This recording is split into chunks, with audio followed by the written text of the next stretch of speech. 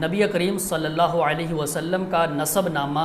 عدنان تک صحیح ثابت ہے، اس کے اوپر حضرت ابراہیم علیہ السلام تک اور پھر حضرت آدم علیہ السلام تک آپ کا جو نسب نامہ بیان کیا جاتا ہے اس میں تاریخی طور پر بہت زیادہ اختلاف ہے۔ اس لیے ہمارے جو محقق اور محدث علماء ہیں جیسے امام بخاری ہیں، امام ابن قیم ہیں اور دیگر علماء محققین ہیں، انہوں نے نبی علیہ السلام کے نسب نامے کو عدنان تک ہی بیان فرمایا ہے۔ تو عدنان تک آپ کا نسب نامہ 21 واسطوں سے پہنچتا ہے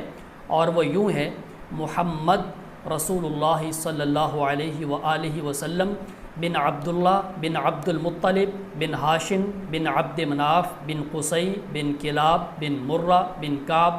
بن لؤی بن غالب بن فہر بن مالک بن نضر بن کنانہ بن خزیمہ بن مدرکہ بن الیاس بن مضر